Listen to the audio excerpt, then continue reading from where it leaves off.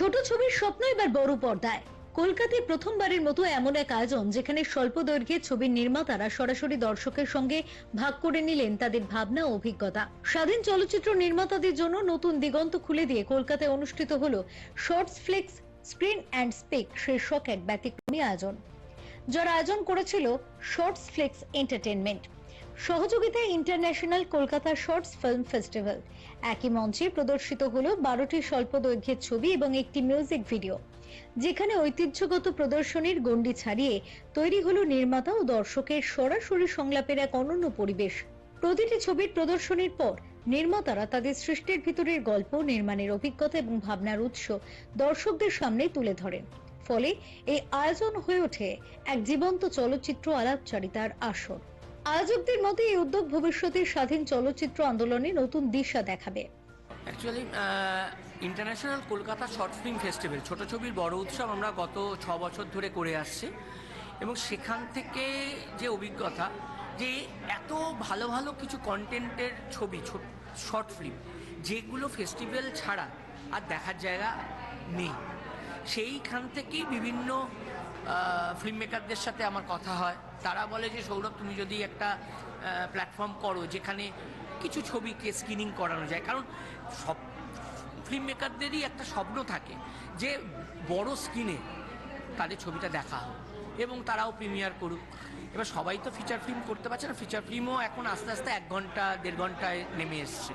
তা সেখানে এই ছোট ছবিগুলো প্রিমিয়ার কিভাবে হবে, বা শুধু ইউটিউব অথবা কোনো ফেস্টিভ্যাল ছাড়া আর তো কোনো জায়গায় দেখাবার জায়গা নেই, সেই জায়গাটা থেকেই আমাদের এই প্রয়াস 12টা ছবিকে নিয়ে প্রথম এডিশন আমরা এটা স্টার্ট করি। বড় একটা উদ্যোগ, এবং সাধুবাদ অবশ্যই সৌরভকে এই উদ্যোগটা নেওয়ার জন্য। এবং শর্ট ফিল্ম তো একটা নতুন পরিচালকদের কাছে একটা প্ল্যাটফর্ম, মানে শর্ট ফিল্ম প্ল্যাটফর্ম বলতে শর্ট ফিল্ম বানানোটা একটা প্রথম পদক্ষেপ, যে আমি একটা পরিচালনার দুনিয়ায় ঢুকছি এবং আমি একটা ছোট্ট জিনিস বানিয়ে দেখছি আমি কিভাবে তৈরি করতে পারি। এবং সেটা যদি এরকম একটা প্ল্যাটফর্ম পায় যেখানে মানুষ দেখতে পাবে, সাধারণ মানুষ, তার কাছে কতটা গ্রহণযোগ্য হবে কতটা গ্রহণযোগ্য হবে না সেই বিচারটা তারা করছেন যখন, তো সেখানে আমি নিজেকেও প্রমাণ করতে পারছি, মানে পরিচালক হিসেবে সে নিজেকেও প্রমাণ করতে পারছি যে কতটা সে মানে ছবিটা বানাতে পারলো বা কতটা তার কোথায় গাফিলতি রয়েছে। তো এই ধরনের উদ্যোগ একটা নতুন পরিচালকদের জন্য অবশ্যই বিশাল, এবং সেই সুযোগটা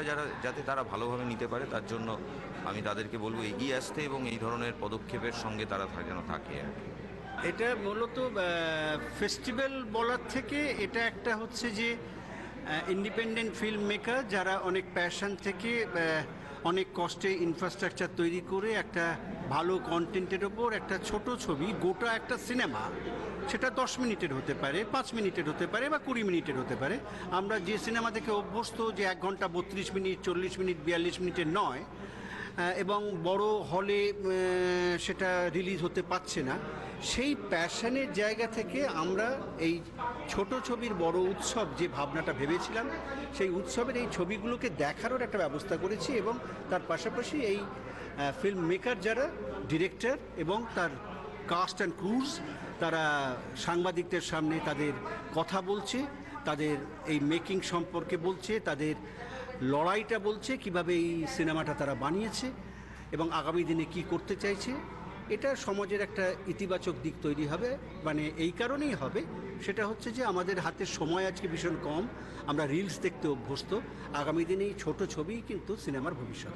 এই ফেস্টিভ্যালটা না একটা কৌলিন্য আছে, কারণ হচ্ছে যে ছোট গল্প, এমন গল্প যে হইয়াও হইল না শেষ, সেরকম ছোট সিনেমাও হইয়াও হইল না শেষ, এবং এর যাত্রাপথ কিন্তু ভীষণ কণ্টকিত।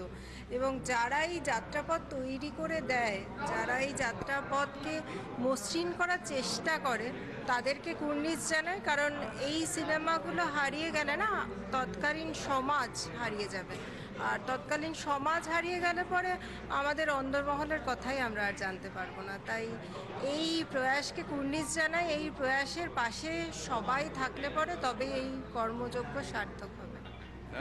আমি বলবো যে সৌরভদাকে অঢেল শুভেচ্ছা, কংগ্রাচুলেশনস, বেস্ট উইশেস।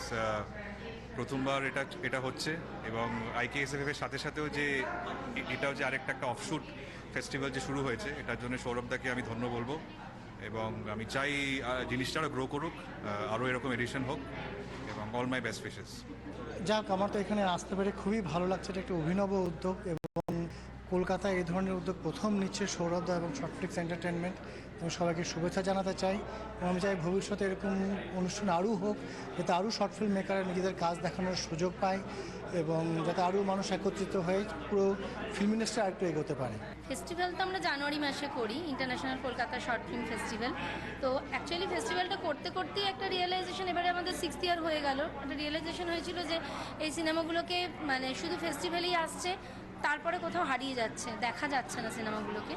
সেইখান থেকেই, সেই ভাবনা চিন্তা থেকে এই একটা ভাবনা, প্রথমত আমরা ইউটিউব চ্যানেলটা লঞ্চ করি শর্টফ্লিক্স, যেখানে রেভিনিউ শেয়ারিংয়ের মাধ্যমে আমরা এগোচ্ছি শুধুই মাত্রই শর্ট ফিল্ম নিয়ে উইদিন 1 আওয়ার।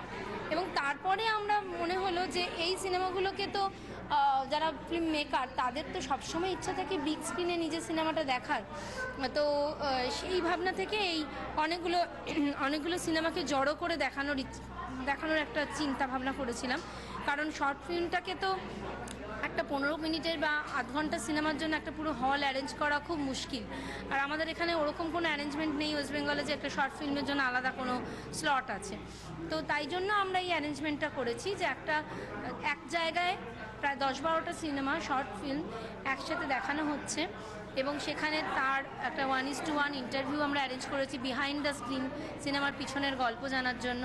প্লাস আমরা কিছু পিআর অ্যারেঞ্জও করার চেষ্টা করছি যাতে করে এই সিনেমাটা বাইরে আসতে পারে, সবাই জানতে পারে এবং তাদেরও একটা স্যাটিসফ্যাকশন হয় যে বিগ হলে বিগ স্ক্রিনে সিনেমাটা দেখতে পাচ্ছি। তো এই ভাবনা চিন্তা করেই এই প্রথম এডিশনটা করা আমাদের। এবার গ্র্যাজুয়ালি যত মানুষ চাইবে তত আমরা এটা আরও এডিশন করতে পারবো।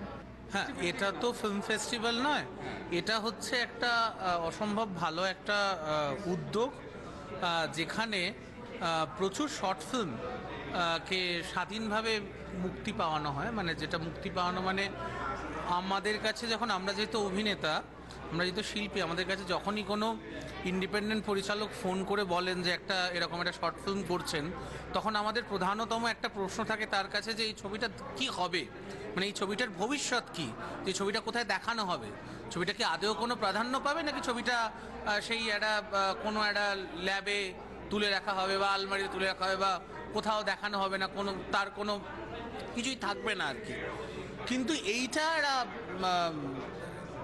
আমার যেটা বলার বিষয়, যে এখানে নতুন নতুন যারা ছবি করছেন, যারা ছবি করার কথা ভাবছেন আজকে থেকে, তাদের জন্য এটা একটা বড় প্ল্যাটফর্ম। শুধুমাত্র এখানে ছবি দেখানো হচ্ছে না, এখানে মিডিয়া ইন্টারাকশনও করা হচ্ছে, যেখানে আমার মনে হয় বোধহয় যে নতুনদের সাথে যারা একটু প্রবীণ, মানে নবীনদের সাথে প্রবীণদের একটা ইন্টারাকশন, মানে যারা ইন্ডাস্ট্রিতে আসতে চাইছেন, যারা পরিচালক হিসেবে, যারা অভিনেতা হিসেবে, তাদের কাছেও একটা বিরাট বড় এরকমই একটি চলচ্চিত্র উৎসব বলবো। এরকম একটি চলচ্চিত্র উৎসব, এরকম একটি স্ক্রিনিংয়ে আমি বহুকাল আগে, প্রায় 2019, 2014, 2015-তে আমি যেতাম নিয়মিত। এটা উড়িষ্যাতে হতো, বায়েফ বলে, bring your own film festival.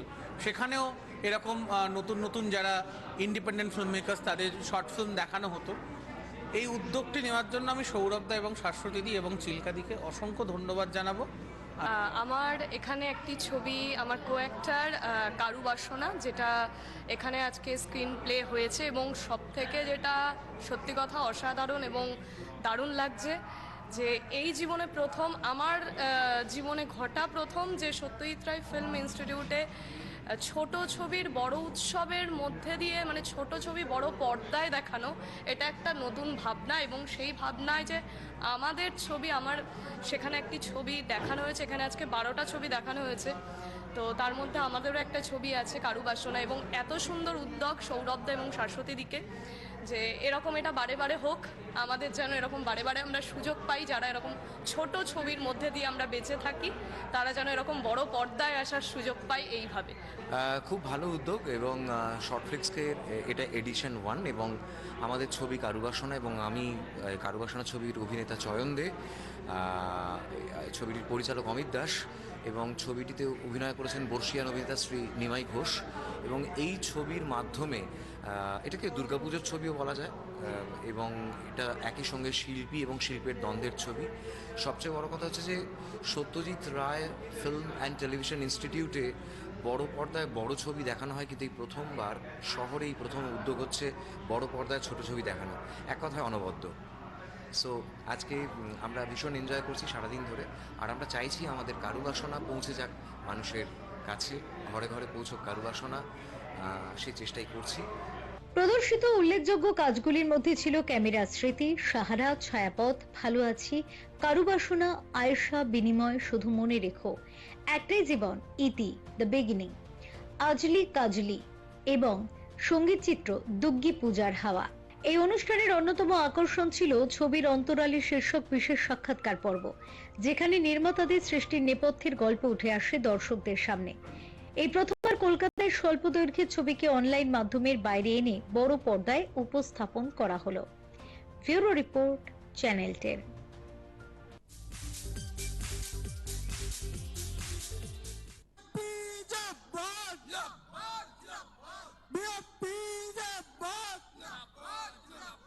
Narendra Modi জিন্দাবাদ, প্রধানমন্ত্রী নরেন্দ্র মোদী জিন্দাবাদ, জিন্দাবাদ জিন্দাবাদ, অমিত শাহ জি স্বাগতম, স্বাগতম স্বাগতম।